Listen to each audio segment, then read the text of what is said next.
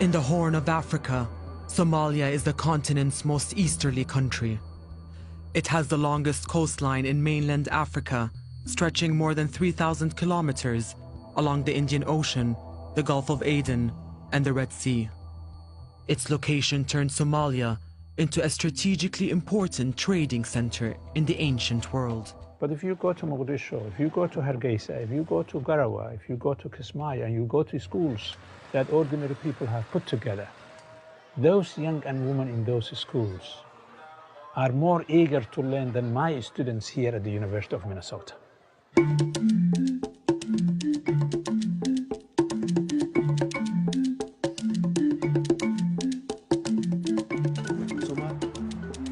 Around 12 million Somalis, most of them herders, farmers, and fishermen, live in the country's 600,000 square kilometers. Despite being a member of the Arab League, Somalia's main language is Somali. The only Arabic speakers are people who've studied the language or lived in Arab countries. In 1884, the United States and 13 European countries met in Berlin. Their aim, to divide the African continent between them. They divided what we know as Somalia into 3 provinces, each ruled by a different European country.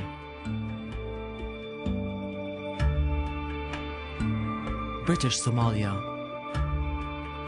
Italian Somalia, and French Somalia. The mainly Somali region of Ogaden was taken by the Ethiopian Empire and the NFD by Kenya. The incredible thing about Somalia is that if you go way back in its history, it's always been either fought over or had foreign powers intervening in some way. Both British and Italian Somalia gained independence in 1960. French Somalia voted to remain under French rule, despite accusations of ballot rigging, but later voted firmly for independence in 1977 and became Djibouti. The former British and Italian territories immediately united, forming Greater Somalia on the 1st of January 1960. Somalis elected Adam Abdullah Othman as the first president of the united country.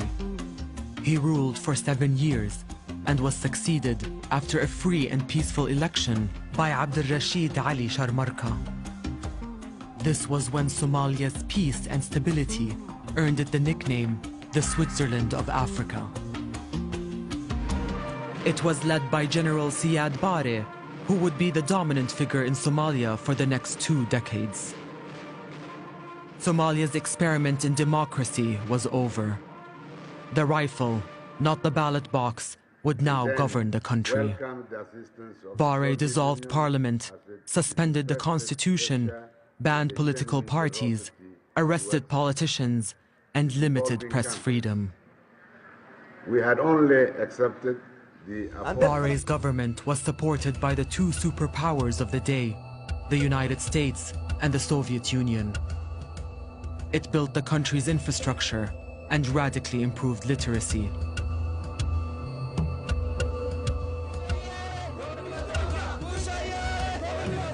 I usually use the word collapsed state rather than a failed state, in large measure because it's the government that has collapsed rather than the state of affairs for the whole country.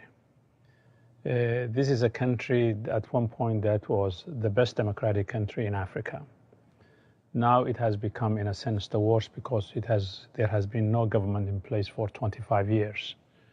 And so the absence of government means there are no public schools, there are no public security services, there are no public health facilities, there are no public sort of environmental protection, there are no infrastructure that's being built by the state. So the absence of the state means that the government has collapsed, but society is trying to make a life in the midst of that madness. Because of the nature of the Somali people, and because the fact that they have been a nation prior to the formation of the state, the modern state system has collapsed, but the nation itself did not collapse.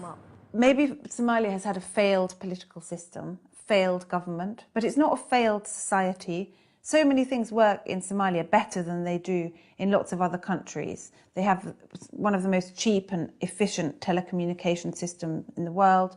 Their remittance system is incredible. You can pay mobile payments in Somalia that you can't do here. You can go to get your petrol, you just pay by your phone. It's very sophisticated and successful in lots of ways. So I think it's wrong to call it a failed state. dhacay kadib waxaa dhacday markii dadka kalluumaysatada ay baddi ay ku nabadgeli waayeen oo maraakiib shisheeye oo kalluumaysi sharci darra baddeena ku haya ay qalabkii kalluumaysiga ay baabi'iyeen oo doonyihii ay jijibiyeen oo dadkii ay biyo kuleel ay ku shubeen waxay qasab ku noqotay dadka kalluumaysatada inay iska difaacaan maraakiibtaas sharci darrada ku kalluumaysanaysa markeedii ugu horeysay maraakiibta kalluumaysiga la qabtay dad oo gadooday oo shabaagtoodii la baabi'iyey oo maslaxadoodii badda la burburiyey ayaa waxay goosteen inay ka dagaalamaan oo ay ka dhiidhiyaan markaasna waxaa ka dhalatay burcad badeednimadii ka dhalatay meesha ugu horeysa burcad badeednimo ay ka dhalatay waxay ahaaday dhinaca badda cas. This was once a bustling location. It's fantastic. It all started for me when I went to a region in Somaliland called Sanag. And a little village, a little fishing village on the coast where my family came from. The first time I went there, it was wonderful, obviously. I only saw what people wanted me to see.